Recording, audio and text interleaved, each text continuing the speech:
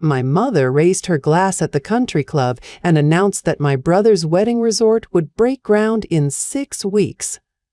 I set down my fork. She stood at the head of the table beaming, her champagne flute catching the chandelier light.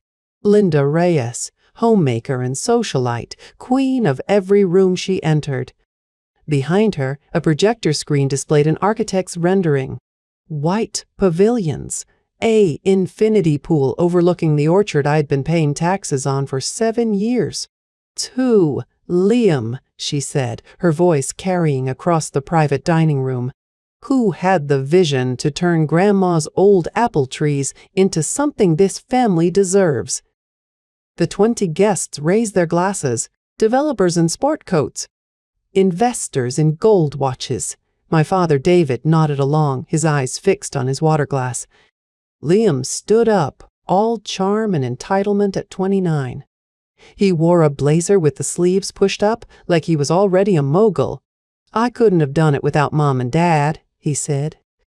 "They believed in me when certain people in this family didn't." He looked at me. I did not look away.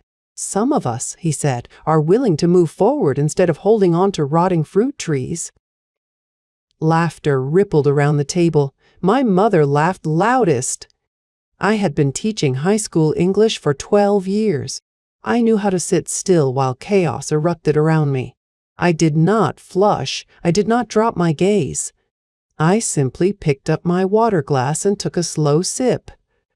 "Maya doesn't understand business," my mother said, as if explaining a simple fact to a child. "She's a teacher. She thinks about lesson plans. Liam thinks about futures." She smiled at me, sweet and syrupy, the same smile she gave me when she told me I couldn't live in the farmhouse after Grandma died because it would be too lonely for a single woman. I had moved into a 1-bedroom apartment in town.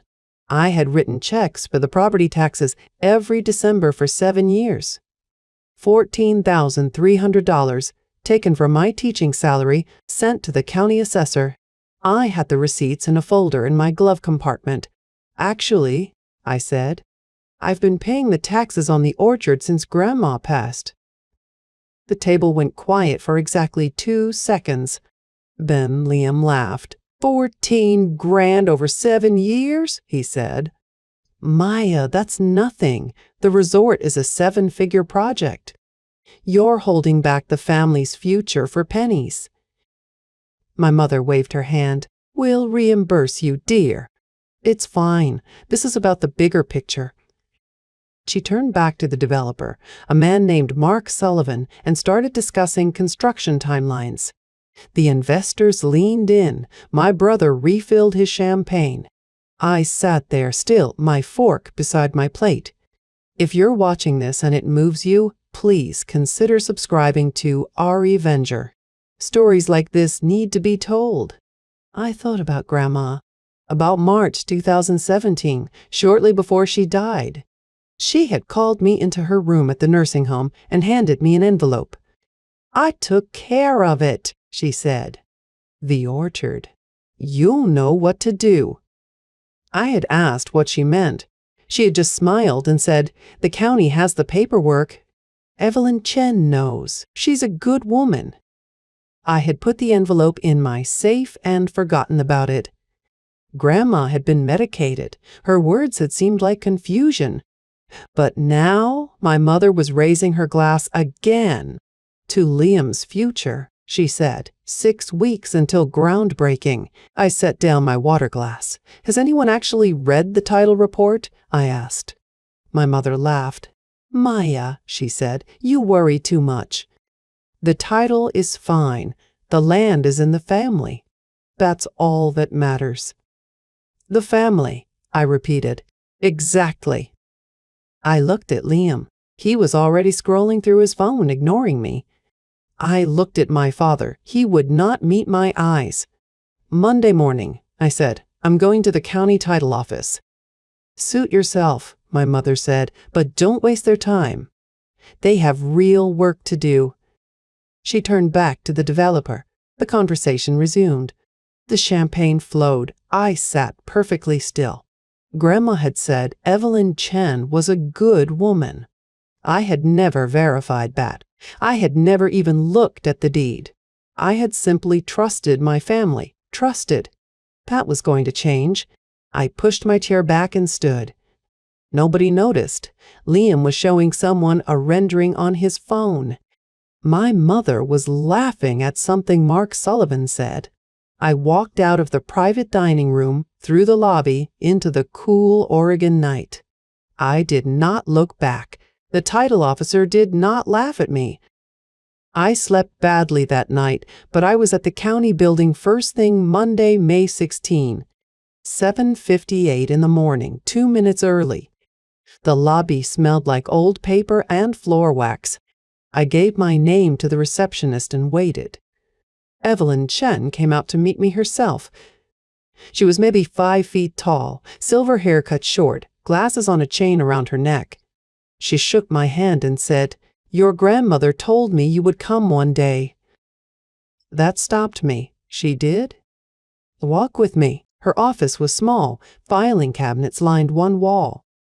A single window looked out at the courthouse lawn.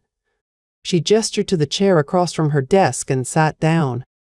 I sat. She opened a drawer and pulled out a thick manila folder. "I remember your grandmother's visit," Mrs. Chen said. "She came to me in early 2017, right before she passed. She asked me to prepare the transfer on death deed and told me exactly how she wanted it structured." I watched her open the folder. She placed the document on the desk, turned it to face me. It had a blue stamp on the top corner, Recorded Official Public Records. Date, June 14, 2018. The transfer on death deed was executed and recorded that month, Mrs. Bixist. Chen said, "Your grandmother's instructions were followed to the letter. The orchard is yours. Sole ownership. Effective upon her death." I did not touch the paper. I looked at it. My name, Maya Reyes, not my mother's name. Not Liam's. Mine. She left your brother a life estate and a lease, Mrs. Chen continued. She pulled out another document. The lease allows him to live in the farmhouse and maintain the orchard for agricultural use. It runs for 10 years, through 2028. It has specific conditions. What conditions? She slid her finger down the page, stopped at a paragraph. I leaned forward and read it myself. The language was precise. Agricultural use only. No commercial development. No construction beyond existing structures. Any non-agricultural use would immediately and permanently terminate the lease. I read it 3 times. Your brother owns nothing, Mrs. He has a leasehold interest, a conditional one. I looked up. My parents knew this? Mrs. Chen was quiet for a moment. She adjusted her glasses. The deed was a matter of public record. I sent notice to the address on file, the family home on Cedar Lane. Your mother signed for the certified letter on July 2, 2018. My mother signed for it. She knew. She had known for 7 years. She never told me. No, Mrs. She did not offer sympathy. She did not need to. Her professionalism was more honest than comfort would have been. I asked to see the entire file. She handed it over. I found the tax records. The grandmother had paid the property taxes through 2017, the year she passed. Then the payments stopped. I remembered the first year I paid the taxes. I called my father, asked who was handling it. He said he would take care of it. I waited. The notice came. Past due, penalties accruing. I paid it myself. I paid every year after that. $2,000, $4,100, sometimes less when the assessment dropped. I never asked for reimbursement. I never complained. I told myself it was for the family. I told Mrs. Chen I wanted copies. She nodded and walked to the copier.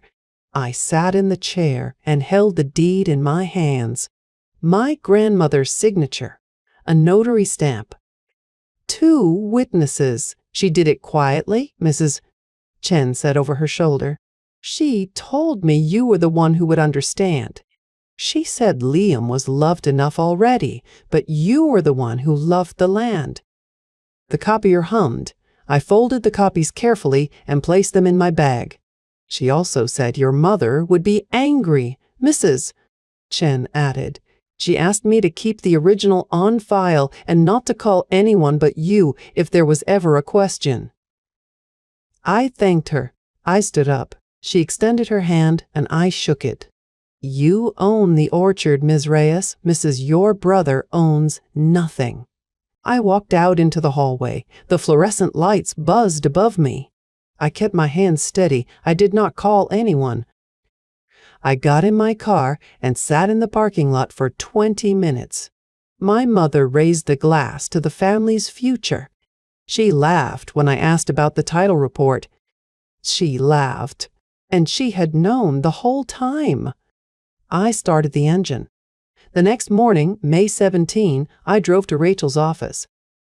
I pulled open the heavy glass door to Rachel's office and stepped inside. She was hunched over her keyboard, a granola bar wrapper crumpled beside her monitor. She took one look at my face and didn't bother with hello. You found something, she said. I sat down and pulled the deed from my bag. I set it on her desk and turned it so she could read the first page. Rachel picked it up. She read silently for about 30 seconds. Then she read it again. Your grandmother left you the orchard, she said slowly. Solely to you. Yes. And your brother has a lease. And your mother knew. I nodded. Rachel set the deed down carefully, like it was made of glass. She leaned back in her chair and let out a long breath. Then she said, Okay, show me everything. I emptied my bag onto her desk. The deed. The lease. Mrs. Chen had also printed a summary page with the key clauses underlined. Rachel looked at the pile and shook her head. You have the deed, she said, but you don't have proof you've been paying the taxes. I have receipts. Where? In my glove compartment. 7 years' worth. Rachel stood up and grabbed her jacket. Let's go get them. Then we're coming back here and building a file. We walked out together. Rachel drove. She talked the whole way, mostly to herself, listing what we needed.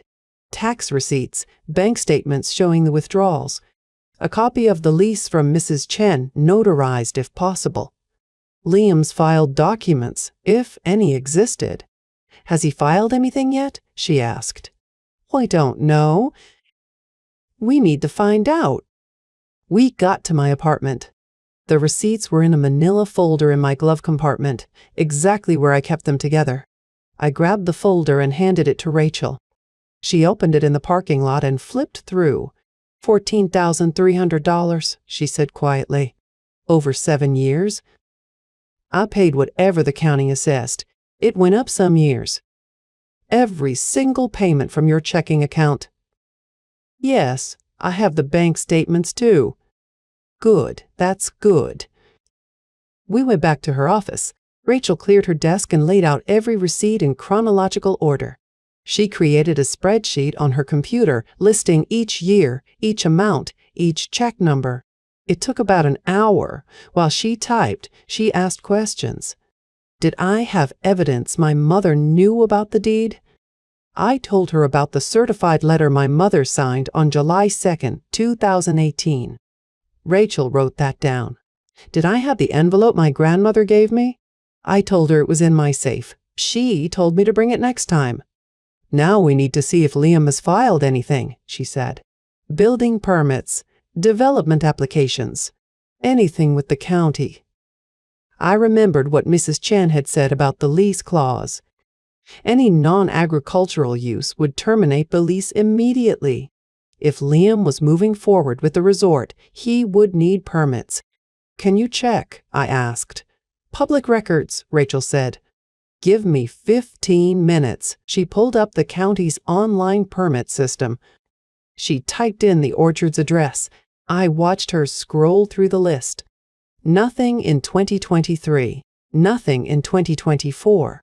Then she clicked on a new entry. Permit application number 27T49AL. Filed May 1, 2025. Applicant Liam Reyes. Property 4100 Willamette Orchard Road.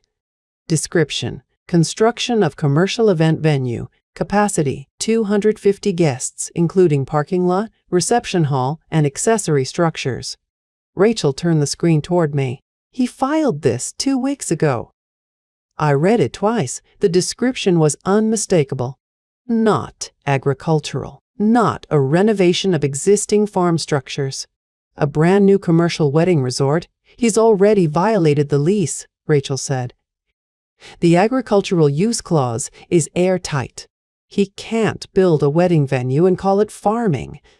The permit alone proves the intended use. You have him cold. She printed the permit application and slid it into a new folder. Then she added the deed, the lease, the tax receipts, and the spreadsheet she had just made. She labeled the folder Reyes Orchard Evidence File and handed it to me. 7 years of payments, she said. $14,300. A deed that makes you the sole owner. A lease he has already broken. And the building permit he filed himself. She held up the permit. This is your smoking gun. When do you want to drop the bomb? From May 17 through May 20, Rachel and I assembled the complete evidence file. We added more bank statements, more receipts, a notarized copy of the lease from Mrs. Pring-Se, Chen's office, and a printed timeline of every payment I had made since 2018. Rachel kept the folder locked in her desk overnight. I drove home each evening and thought about my grandmother's hands folding that envelope. On the morning of May 21st, I looked at the calendar on my refrigerator. Wednesday, May 25, my mother had already texted me. Family meeting at the orchard. The developer would be there. Liam wanted to finalize the plans in front of everyone. Next Wednesday, I told Rachel when she called. At the orchard. She laughed, low and sharp. I'll take the afternoon off. I put the folder in my bag. The weight of it felt solid. I did not call anyone. I did not text my mother back. I drove home and put the folder in my safe next to the envelope my grandmother had given me. Then I sat in my living room and thought about her face. That quiet smile. Those careful hands. She had planned this. She had known exactly what would happen. And she had trusted me to finish it. I woke up that Wednesday morning and checked my bag 3 times. Deed, lease, tax receipts, the building permit. Every piece of paper had its own plastic sleeve. Rachel had labeled them all, her handwriting neat and precise. I had not told my mother I was coming. She had sent a group text the night before with directions to the orchard. As if I did not know how to get there, as if I had not driven that gravel road 100 times. I arrived at 10,047. The driveway was lined with cars. My father's truck, my mother's sedan, Liam's leased SUV. A black Mercedes I assumed belonged to Mark Sullivan, the developer. A contractor's van with ladders strapped to the roof. Mrs. Chen's blue sedan was already parked near the barn. She had agreed to come. She had said it was her duty. I walked across the grass. The apple trees were in full bloom. White petals drifted across the path. I tried to remember the last time I had seen the orchard this beautiful. Probably the spring before Grandma died. She had sat on the porch and watched the blossoms fall and told me they looked like snow. The farmhouse door was open. I could hear voices inside. Liam was talking fast about Phase 1 construction timelines. My mother laughed at something, a bright, socialite laugh. I stepped inside. The living room was full of people. My mother sat on the couch next to Liam. My father stood near the window, arms crossed. Mark Sullivan was in the armchair by the fireplace, a binder open on his lap. A contractor in a blue polo shirt stood beside him, holding a tablet. and there was Evelyn Chen. She stood against the far wall, short silver hair, neat, glasses on their chain. She nodded at me once. My mother looked up. Her smile froze for exactly 1 second before she rearranged it. "Maya, what a surprise! I said I would be here," I said. Liam leaned back. "We didn't think you'd actually show. Figured you'd be grading papers or something." He said it loud enough for everyone to hear. The contractor laughed. Liam smiled his charming smile. "This is a business meeting, not really your thing." I set my bag on the coffee table. Everyone looked at it. "Actually," I said, "this concerns me." My mother stood up. "Maya, we've been over this. The family has decided. The resort is happening. It's Liam's project. It's going to be beautiful." "I'm not here to argue," I said. "I'm here to show you something." I unzipped the bag. I pulled out the folder. "The green one Rachel had chosen because it looked official," she said. I walked across the room and handed it to Mark Sullivan. "Read the top document," I said. "It's the recorded deed for this property." He looked confused. He looked at my mother. She was already walking toward him, hand outstretched. "Mark, this isn't necessary. Let me explain." He opened the folder. I watched his eyes move across the page. His lips moved slightly as he read. The room was silent except for the sound of my mother's heels on the hardwood floor. He turned to the second page, the lease, the clause I had underlined in yellow. He looked up at me. "You own this property?" "Yes." "No," my mother said, her voice cracked. "No, she doesn't. Her grandmother left it to the family. Liam is the one who will develop it." Mr. Sullivan held up the folder.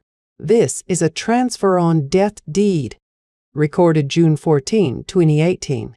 This woman is the sole beneficiary. It's notarized. It's witnessed." He turned to Liam. "This says you have a lease. A lease requires you to maintain agricultural use for 10 years. Liam stood up. His face was pale. "That's not right." "Mom, what is he talking about?" My mother moved toward the folder. "Let me see that." She snatched it from Mr.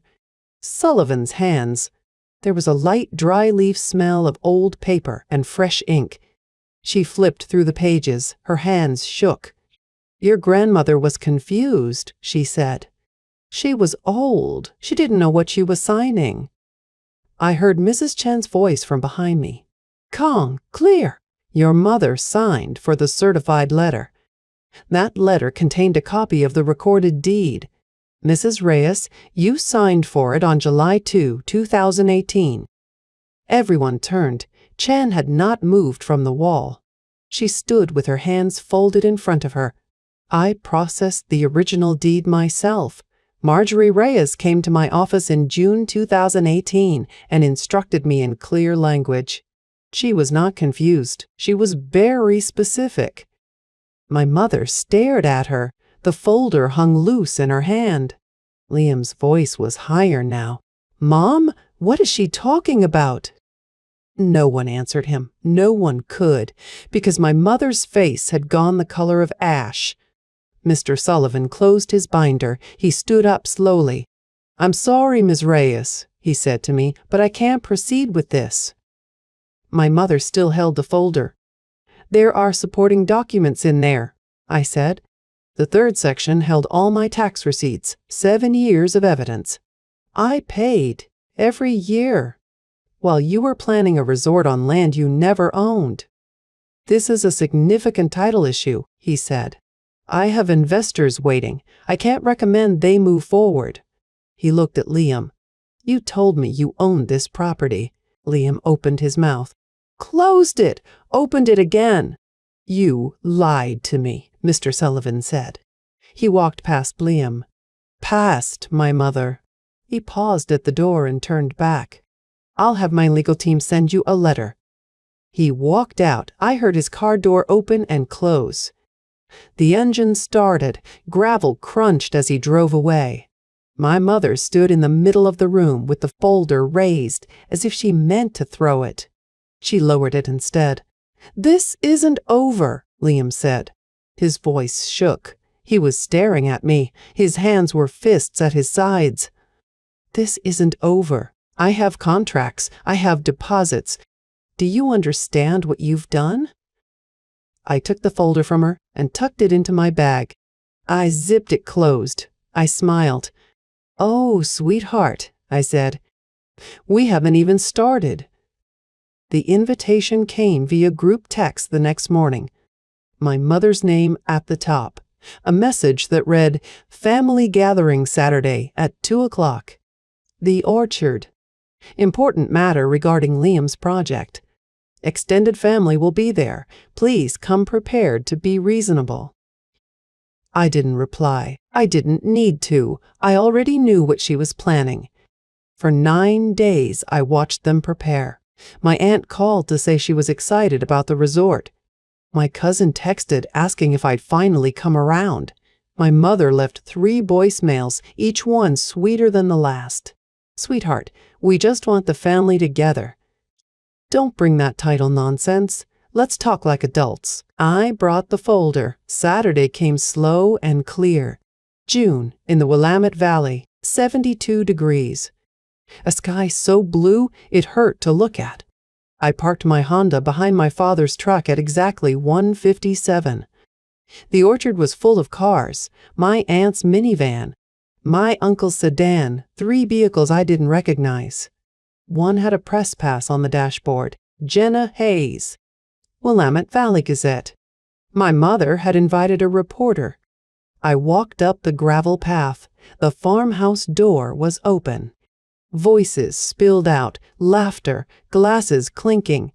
My mother's voice rose above them all. "Liam has worked so hard on this. We're so proud, and soon we'll have everything settled." I stepped inside. The living room was full. Maybe 30 people. Aunts and uncles and cousins I hadn't seen since Grandma's funeral. My mother stood by the fireplace in a cream linen dress, holding a glass of white wine. My father leaned against the wall, arms crossed, eyes on the floor. Liam was near the kitchen door, shaking hands with Mark Sullivan. The developer had come back. That surprised me. And there, in the corner by the window, sat Jenna Hayes. Notebook open, pen in hand. "Ah, Maya!" My mother's voice went bright and sharp. "There she is, the holdout." The room turned. Smiles. Sympathy. Pity. I saw it all. "This doesn't have to be difficult," my mother said. She set down her wine and walked toward me.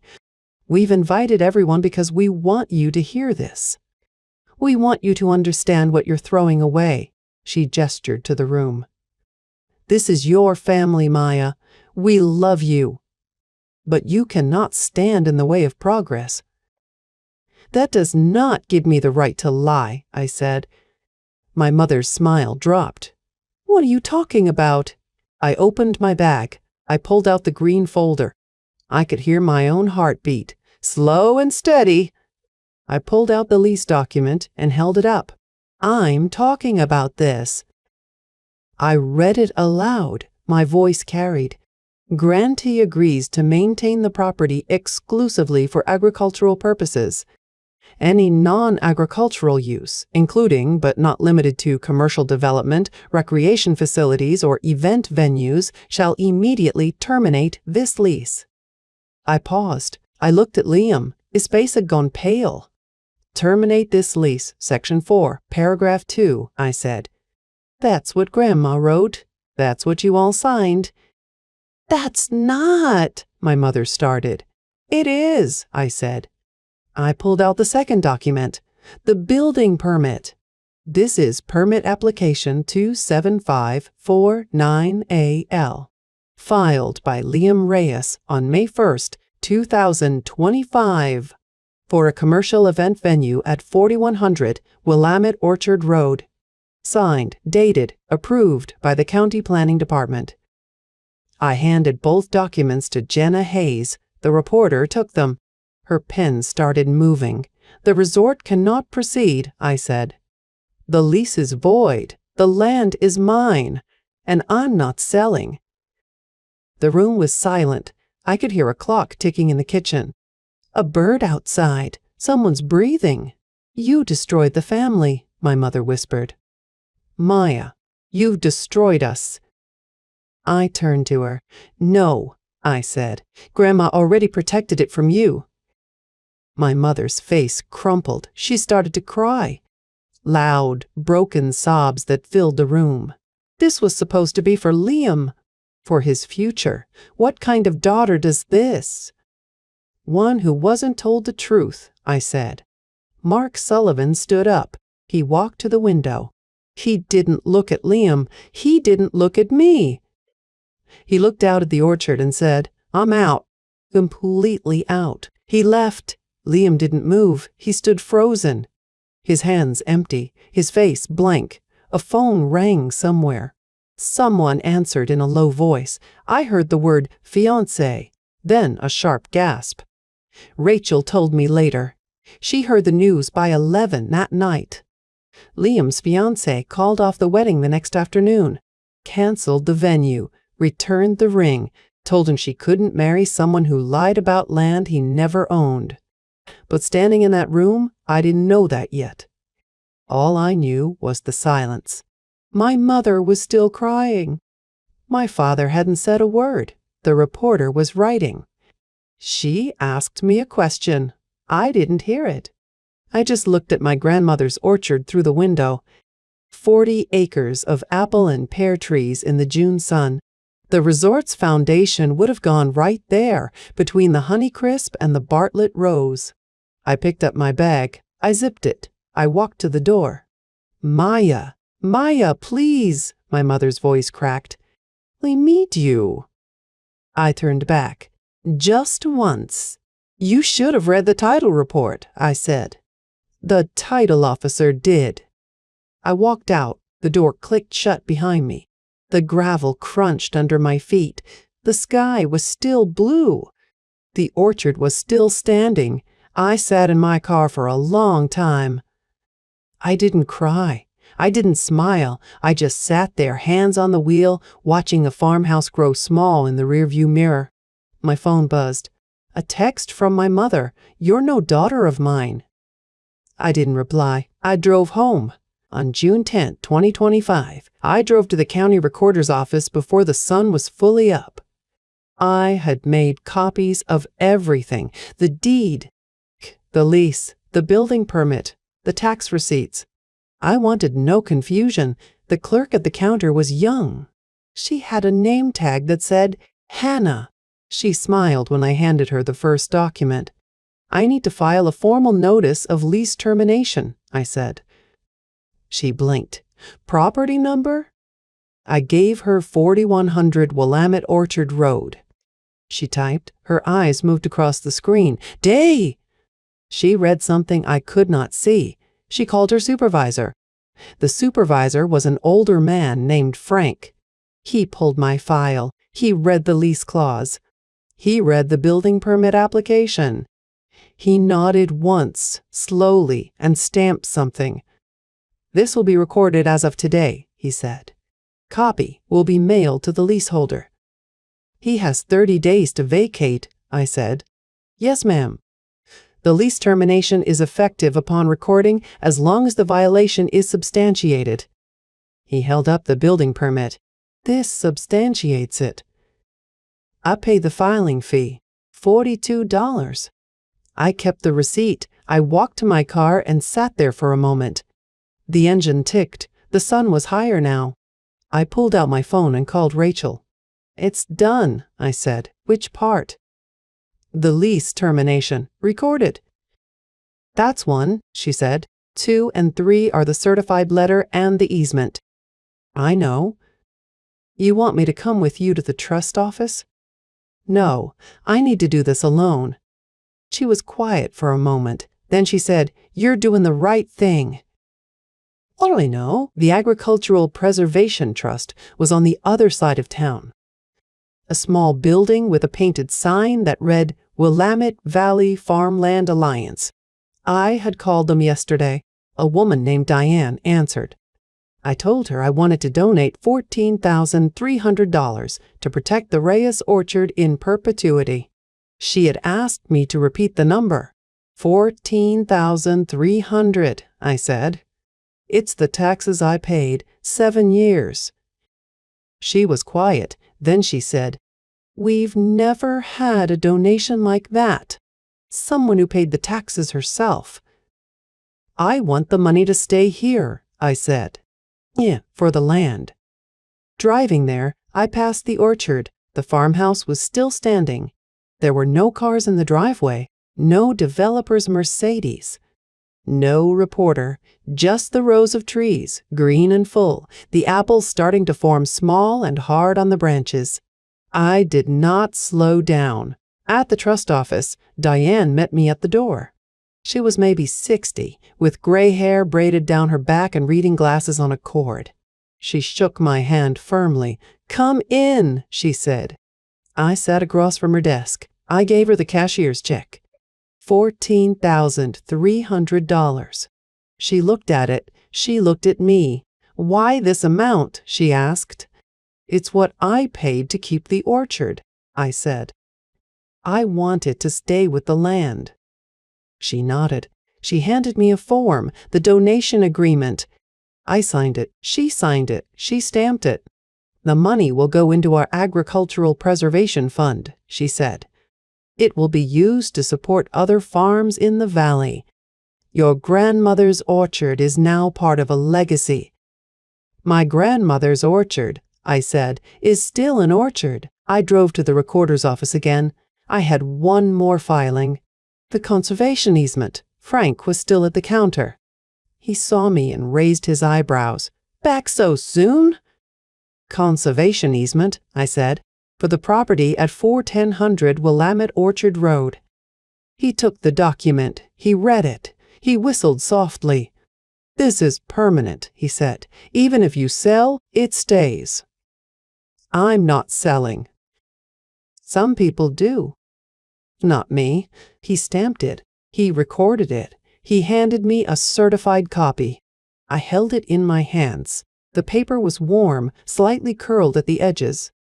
The blue stamp read, "Recorded Official Public Records." I read the date. June 10th, 2025. The orchard could never be a resort. Not today, not in 10 years, not in 100. It would always grow apples and pears. It would always be farmland. My grandmother had wanted that. I had made sure of it. I left the building. The sun was high overhead. I stood on the sidewalk and let the warmth hit my face. Later that week, I drove to the farmhouse. The certified letter had been delivered. I had sent it by return receipt requested. Liam had signed for it. I knew because the tracking number said, "Delivered, signed by recipient." I parked in the driveway. The gravel was the same. The porch was the same. The key still worked. I walked through the rooms. The kitchen where my grandmother had made apple butter. The living room where she had sat in her chair and watched the sunset. The bedroom where she had lain in her final weeks, her hand in mine. I picked a room, the one facing the orchard. I moved my things in over the next 3 weekends. A bed, a desk, a chair, my grandmother's bookshelf, my grandmother's rocking chair. On July 1, 2025, I sat on the porch at dusk.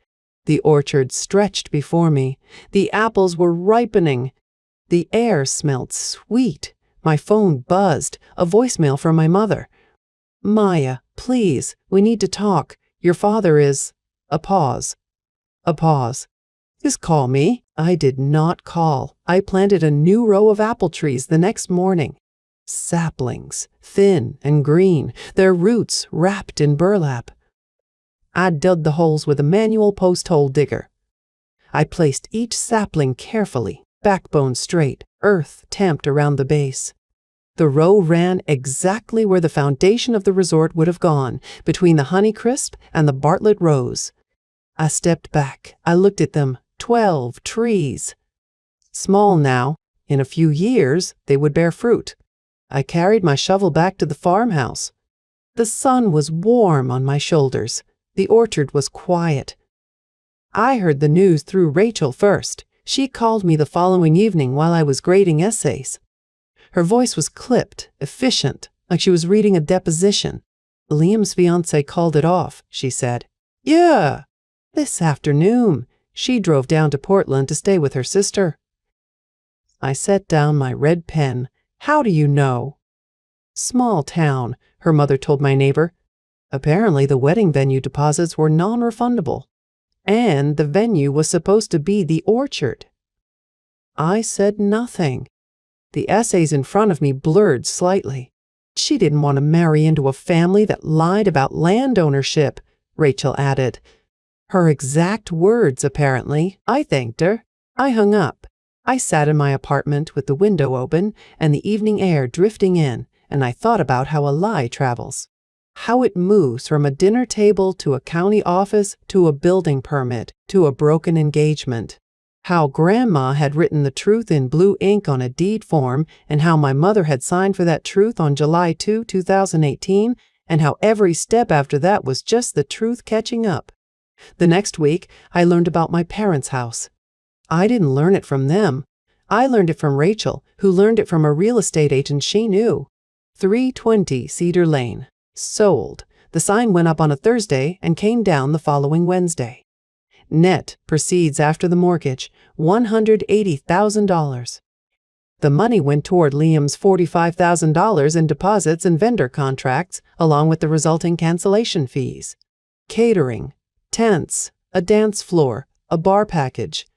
Flowers, all of it non-refundable, all of it co-signed by Linda and David Reyes.